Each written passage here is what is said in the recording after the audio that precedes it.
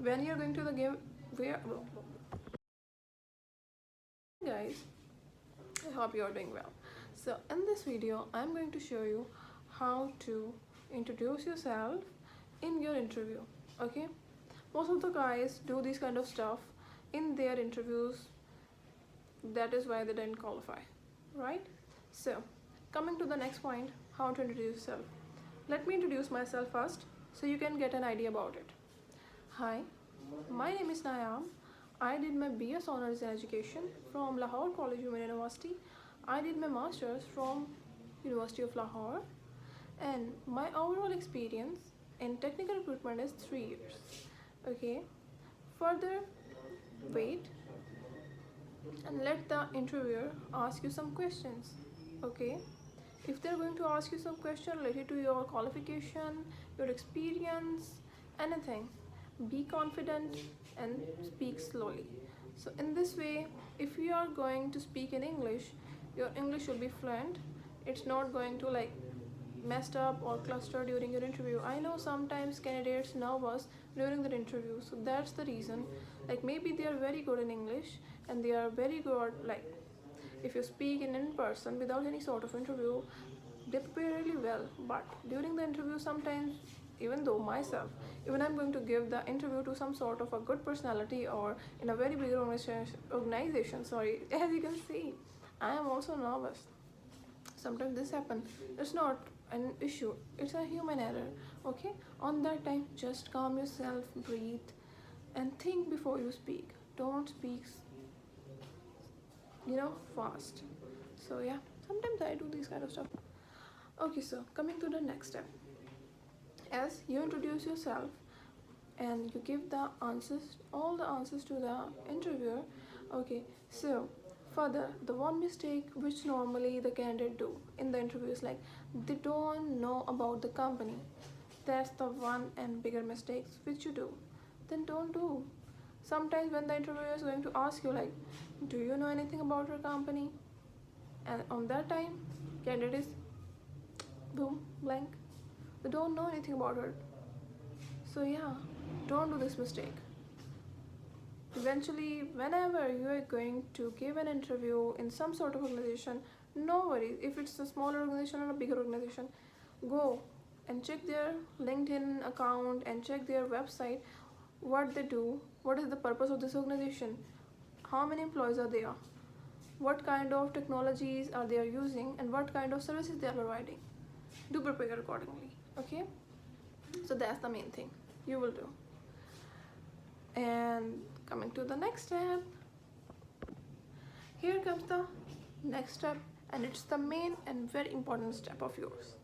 Okay, and the mistake which I experienced in my career is like the candidate didn't know how to appear in the interview. Like you don't have any background, they are sitting like, if you're lying in somewhere and if you're not sitting and you're not wearing a proper dress, that's an issue, because it seems like you're not serious about the job. It's like you're having fun and you're just going to sit like that. Oh yo dude, let me give the interview, I am the skillful person. No, don't do this. Always, even though if you are wearing your leggies, if they can't see you during your interview, like if it's on Microsoft Teams and Google's or any other social media platform and it's an online interview, then it's fine. If you can wear your pajamas and nobody can see you, you can wear it. But where they can see, it's your upper side. So do wear a t-shirt, do wear a full shirt which can be a formal one. And even though if you are a female, wear some sort of ethnic, or if you want to wear some western stuff, you can do it, but at least that looks formal to them. Okay, and your background should be enlightened so they can see you clearly.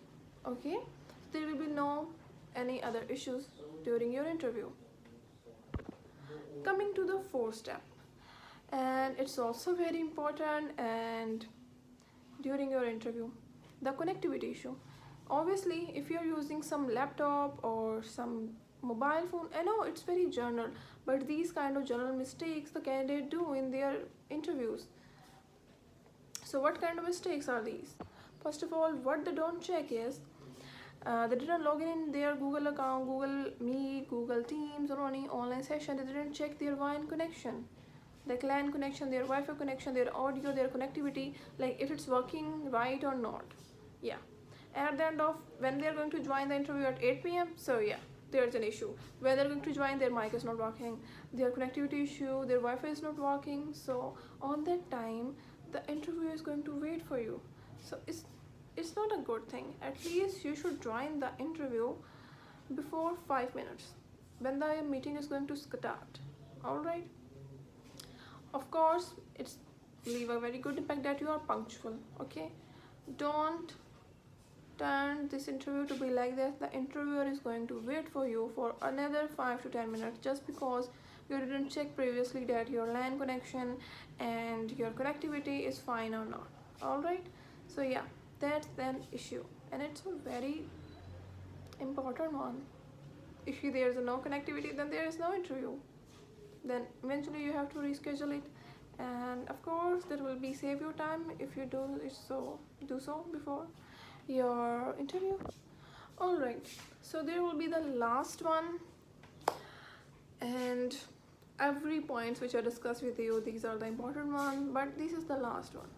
And I saw many CVs in which candidate mentioned lots of skills, even though they didn't have those skills, but they placed I have this skill, I have this skill, and I have lots of skills, that even though if they are a fresher. So here you go, my friend, you are doing a mistake there. Let's see how. During the interview, even though you mentioned like you have expertise in Photoshop, you have expertise in HTML and CSS, even though you have expertise in CRM, what if you mention HTML, CSS, even though you don't have any background of BS in computer sciences, and you don't have any sort of hands-on experience, dude?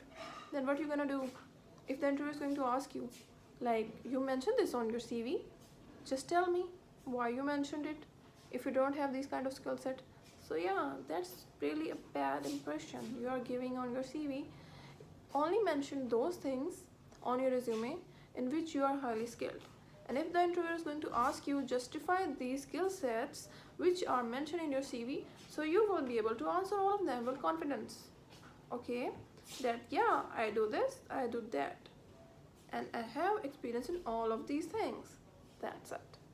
So yeah, here we go. Thank you for your time, and that's all for today. Bye bye.